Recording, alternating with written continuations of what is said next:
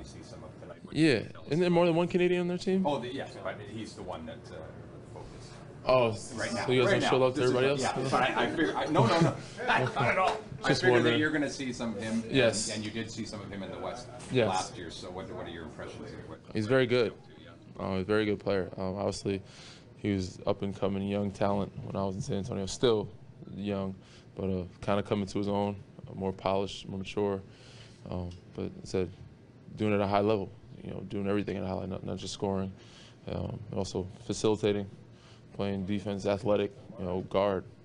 That does a lot for them. So him, Harris, Millsap, all those guys, and the guys even come off the bench, Barton,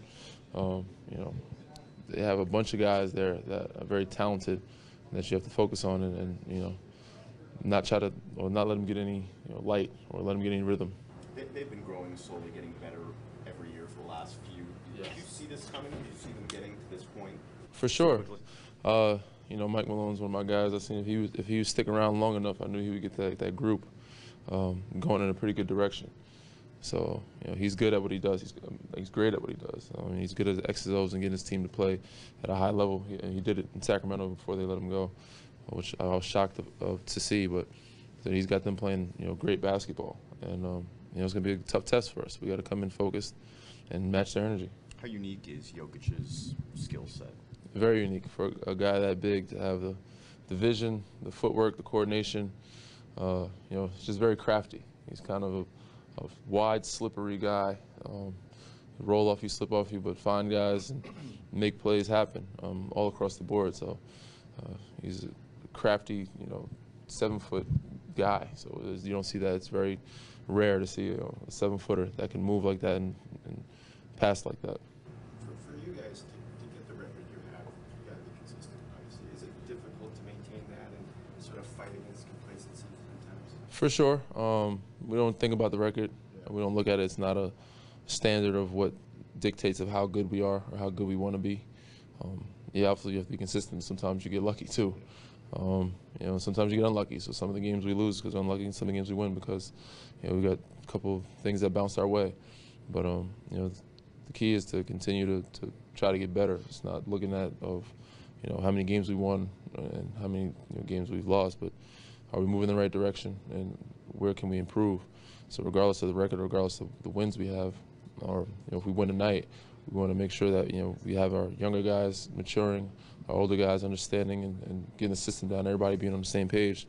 Because right now is not the time to be getting excited or the time to be worrying either. April, May, and June is what we're playing for, and that's the time we want to be locked in and focused. So for All-Star break, we want to make sure that we're where we want to be.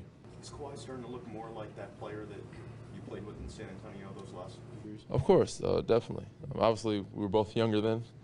A little more explosive. But he's smarter, craftier, knows how to get the free throw line, uses his body, and doesn't have to dunk on everybody now. He's still very good at what he does at putting the ball in the basket, and defensively doing what he does for us, rebounding and using his length. So, all across the board though, not just with him. Pascal's been a huge plus for us. Serge, even guys come off the bench, but JV, CJ, DeLon, OG, getting those guys and getting them into rhythm. Fred, even when guys are out, those guys have stepped up and done a great job of doing what they do. How has your role changed, Kawhi's role changed? You're 25 games in now from where it was for so many years. From San Antonio to here, we're the vets now. I spoke about it before. Back then, obviously, we were the younger guys. Tony, Timmy, and Manu were our vets, and there was a lot of guys more older than us. We were considered the young guys. Come here, we're the older guys now. So we're here trying to instill that atmosphere, that mentality, that attitude, and bring those younger guys to understand certain things about the game and make sure that ourselves, staying on top of it and being mature and handling, each night like professionals. So come in, regardless of who's on that floor, we want to continue to get better individually and as a group. So that's the ultimate goal. You seem like a natural leader about Kawhi. It wasn't natural. It took some time for me to learn it. I was lucky enough to have some high school coaches, some college coaches, even my dad, family members that helped me to push me because I'm naturally a passive person by nature, take a back seat. But taught me how to lead, and I think he's learned that too. Coming from San Antonio, just coming to his own, being mature. He's a little older now. He's an adult. He's got children, so that helps you mature too. So he's definitely a different type of player, taking a different type of leadership role than he has had in the past. And I said that's due to multiple things, and I can see him being a great leader. When Jokic is making plays from up top. He is a great leader, by the way. When Jokic is making plays from up top, is it a bit of a role reversal for the guards defensively, having a quarterback maybe a bit more and letting the big know what's going on behind him? Yeah, a little bit. I think it's different all around, even for them on the offense. It's different for their wings to be able to move off of that and operate off that. It's probably easier for them. Sometimes they don't have to bring the ball up. I think it allows Murray to just play, have more energy on that end of the floor. We're not having to bring it up every time and set up offense. But for us defensively, it's talking and communicating, letting Serge, JV know, the guys that are guarding him, or who end up on him, even Pascal, and you might switch up on him, you never know. But letting them know what's behind them and what to look for, and don't give them any angles or any advantages. They're a team, not just him, but they're a team that takes advantages of the mistakes you make and all the angles you give them. I apologize if I'm It's okay, all good. You made a real good adjustment here. It's pretty clear. And just talk about Kawhi's adjustment. I mean, everyone said that when you guys came, that you guys would hate it. It'd be cold. Blah blah blah. I mean, you'd have to ask him about that part of it, the weather and everything. I'm sure he likes his San Diego weather. I'm sure you know what that feels like. I've got some chance to spend some time there. The summer was great. It's amazing. But the city's great. I think he's enjoying it. The fans are amazing.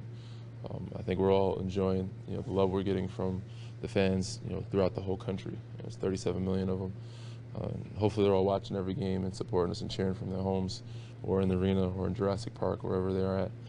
I said, all in all, I think we're adjusting. Everybody's adjusting well. All the new guys, even Greg, and we have a couple new faces here that they didn't have last year, and everybody's adjusting pretty well and enjoying it, enjoying the ride. And it's easy to do so when we're playing pretty decent basketball. There's going to be some ups and downs. We'll see how what kind of character we have when the downs do come. But so I'm having fun with it, and I think he is too. How's Kyle's back? He's good. He's good. He went through shoot-around today and will be available. How's Norm? Pretty good. He was out there too a little bit. Still not sure. We're hoping we're within 10 days, maybe a week. Has he been cleared for contact at all, or still no? Well, he's not quite live contact, but he actually has been through some contactable things. Yes, he was playing some live one-on-one yesterday and things like that. So he's getting closer, Things with contact. When you look at Denver and Jamal Murray in particular, he seems to have a kind of an edge to him that a lot of young point guards don't. Have you seen that? Yeah, I think I was talking to Masai actually, not recently, a week or so ago, about saw him play, and he's really got an air about him that he's really good, right? Like a swagger and a guy that usually, like you just said, that's that young, doesn't quite have yet, and that comes consistently, like every night with that same feel of here's another chance for me to show people how good I am. And he's really good, really impressed with what he's done and how good he is. How much of making it in this league doesn't always have to be exterior, but at some point you can't be running around out there doubting yourself very much, I would think.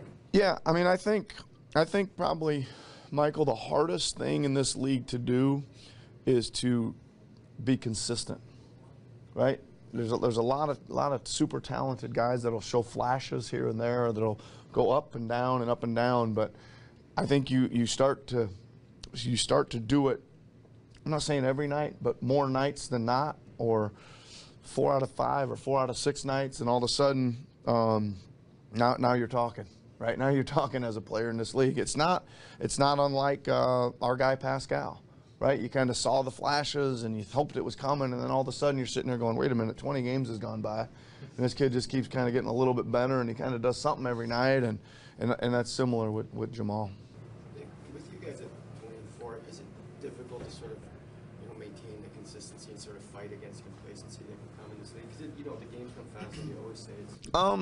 Normally I would say yes, right? But I think our scheduling has been really good and interesting, right? That we've had some games of interest that have, I think, kept us going, and then maybe when there's one sneaking in there that you think, oh, this is a tricky one because of the record or whatever, we've kind of gone out and played hard on the defensive end, right? Cleveland the other night, for example, we didn't play that well, but I didn't really expect us to, really, but we played hard, right? And that's kind of the thing we're doing, and we made some improvements on some things with some certain individual players that I liked. And now you come back in here, and if you can't get ready to go for tonight, because this is a really, really good team. I mean, Mike Malone is doing an awesome job with these guys. They're doing it at both ends. There's so much connection with this team, and if our guys don't get excited about doing that, playing against that team, regardless of, I mean, this is a high level playoff type. Two teams that are planning on being in the playoffs for a while, playing each other. So again, it's a good timing for us. I think we need this test right now of a really good team. You said similarities between them and where you guys were maybe 3 years ago, young kids proving themselves, making that step? Yeah, I do. I think you're seeing a team that is playing pretty selflessly, right? There's some guys that know what their roles are and accepting them. I see just a lot of force in their play. They come up the floor and they're decisive, and there's cutting and there's ball movement and they're sharing the ball, and I see a connection on the defensive end too. They've played well, their record, and they've beat some good teams and beat down some teams, and this team is good and for real. And again, I think their coaching staff and Coach Malone deserve a lot of credit for getting this group to where they are right now. How hard is it to defend against a team where you got a big like Jokic kind of running? It's almost like he's the hub, everyone's running off him. Well, what changes normally here is that one of your rim protectors is out. Well, he's not near the rim.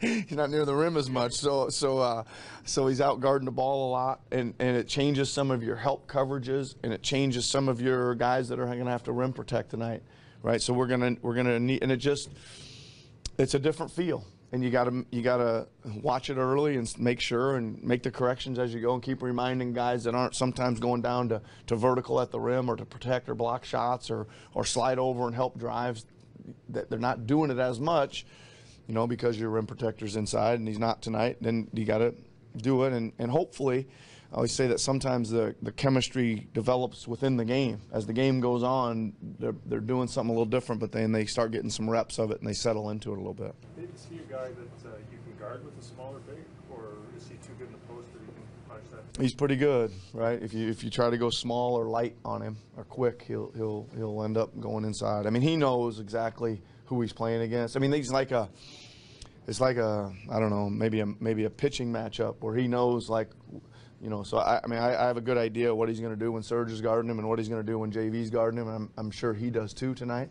We may try some other people on him though tonight too, besides our two bigs, because Millsap, is out there a lot too. You said early that game against the Celtics, game 2 or 3, where you said if you had your druthers, you'd rather be 20 games in to see what you have before you play them. Now you've got this tough stretch, 8 or 10 games. Is it a good time for it now where you guys are?